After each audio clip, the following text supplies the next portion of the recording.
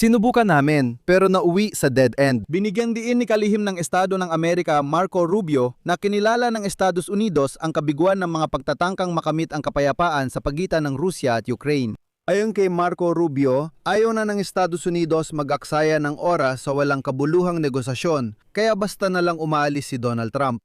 Kasabay nito, alam na kasalukuyang nasa Estados Unidos ang pangunahing negosyador ng Ukraine. Ikinuwento ni Rustem Umerov kung bakit siya lumipad para makipag-usap kay espesyal na kinatawa ni Donald Trump na si Stephen Witkoff at sa manugang ni Trump na si Jared Kushner. Gayunpaman, biglang inanunsyo ni Zelensky na kahit na may pahayag si Marco Rubio, inaasahan pa rin niya ang mga kinatawan ni Trump sa Kyiv sa pagitan ng tagsibol at taginit. Bagamat dapat aminin, kamakailan ay opisyal na inanunsyo ng mga Ruso na sila ay umaalis sa negosasyon dahil ayaw ng Ukraine na isuko ang Donbas. Pagkatapos nito, lumipad si Umerov sa Estados Unidos. Ngayon, malinaw na bagong anyo na ang kanilang mga negosasyon. Partikular, sinabi ng European Union na handa silang akuin ang inisyatibang ito. Ako si Alexei Pechi. Pag-usapan natin ang paksa.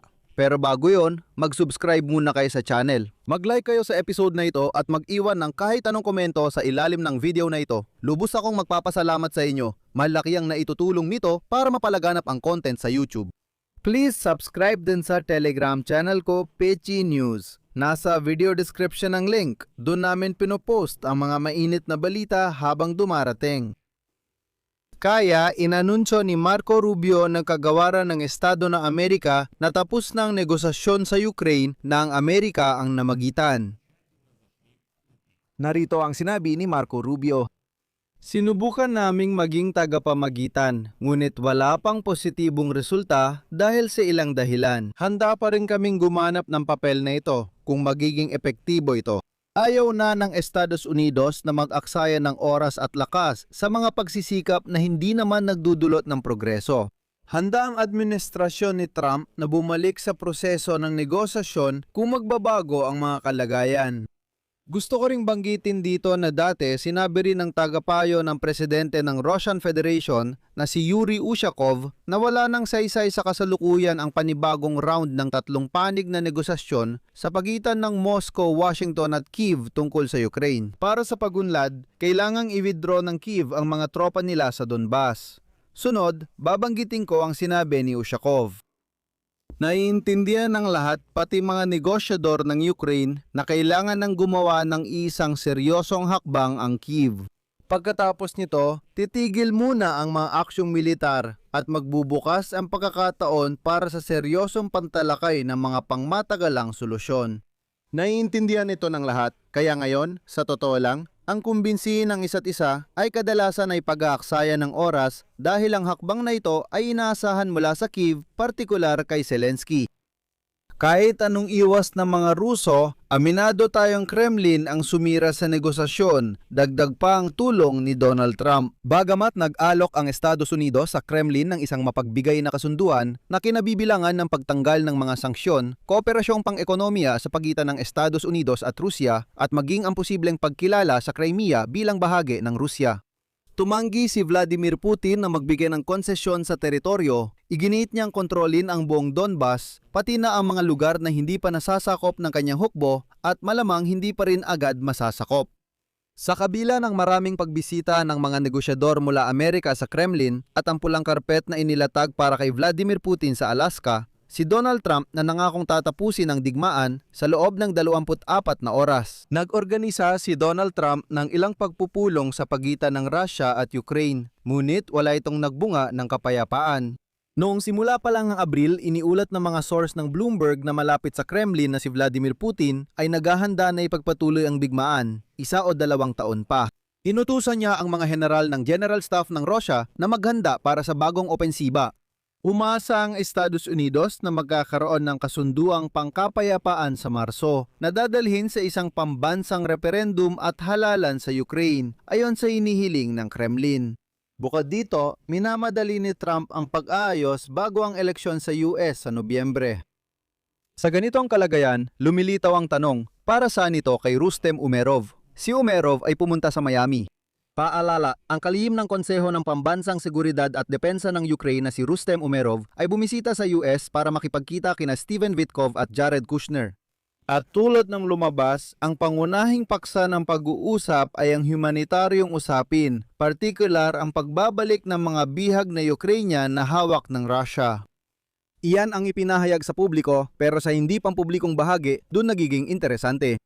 Pagkatapos nito, si Volodymyr Zelensky na. Sinabi ni Volodymyr, presidente ng Ukraine, na inaasahan nilang bumisita sa Kyiv ang mga kinatawan ni US President Donald Trump sa pagitan ng tagsibol at tag-init. Paalala, sina Witkoff at Kushner ay inaasahang darating sa Kyiv sa simula ng tagsibol, ngunit hindi sila dumating. Sabi ni Zelensky, nagkasundo raw sina Umerov at Witkoff ukol dito. Heto ang pahayag ng presidente ng Ukraine. Makabuluhan ang pag-uusap, inaayos ang schedule ng pagbisita at inaasahang darating sa Kyiv ang mga kinatawan ng presidente ng Amerika sa pagitan ng tagsibol at taginit. Umaasa kami na sa pagkakataong ito ay maisa sa katuparan ang mga plano at mapapalakas ang diplomasya. Inayos pa namin ang mga detalye ng mga kasunduang maaring maggarantiya ng seguridad. Mahalaga na may konstruktibong pag-usad at na dapat kumilos tungo sa kapayapaan habang pinalalakas ang Ukraine at ugnayan sa Amerika. Dito, lilitaw ang tanong kung tungkol saan nag-usap sina Rustem Umerov at Steven Witkoff. Tingnan ninyo ang lumalabas. Sinasabi ng mga Ruso na umalis sila sa negosasyon, hindi handa ang Ukraine na isuko ang Donbas. Ayon kay Marco Rubio, sinabi ng mga Amerikano na napunta sa dead end ang negosasyon sa parehong dahilan. At biglang sinabi ni Zelensky na si Umerov ay nagsagawa ng ilang makabuluhang negosasyon na magtitiyak ng seguridad. Paalala ko lang, magbibigay lang ng mga garantiya sa seguridad ang mga Amerikano pagkatapos mapirmahan ang kasunduang pangkapayapaan, ibig sabihin, pagsuko ng Donbas ng Ukraine. Dito, malinaw na kailangan nating magbantay at bantayan kung ano ang susunod na mangyayari dahil ang mga negosasyon ay tuluyan ng napunta sa mga usapang patago sa likod ng mga saradong pinto. Ngunit biglang nalaman na ang mga leader ng European Union ay naghahanda para sa posibleng negosasyon kay Pangulong Vladimir Putin ng Russia matapos mabigo si Trump sa kanyang diplomasya. Ayon sa Reuters, sinabi ni Antonio Costa ng European Council na may potensyal para sa negosasyon ng EU kay Putin at nabanggit na nakuha na ng EU ang suporta ng Pangulo ng Ukraine. Ibig sabihin, inaprubahan ni Zelensky ang ganitong mga kontak kahit na hindi niya ito sinasabi ng hayagan. At heto ang huling detalye para sa inyo. Sinabi ng tagapagsalita ng presidente ng Rusya na si Dmitry Peskov noong Biyernes na handa si Vladimir Putin na makipag-usap sa European Union, ngunit hindi ang Rusya ang mag-uumpisa ng ganitong mga kontak. Narito ang pahayag ni Peskov.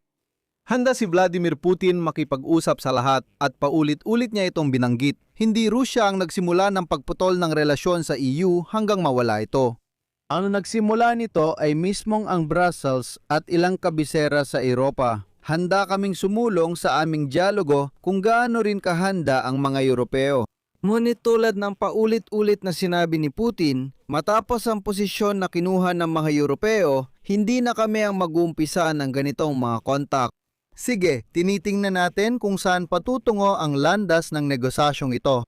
Mga kaibigan, may mahalagang anunsyo ako para sa mga manonood ng YouTube channel na ito na nagsasalita ng Ukrainyano. Ngayong araw mismo ay naglunsad ako ng bagong YouTube channel kung saan ako ay nagsasalita lamang sa wikang Ukrainyano. Sa ngayon, ganito ang format ng mga buod ng araw na nilalabas ko.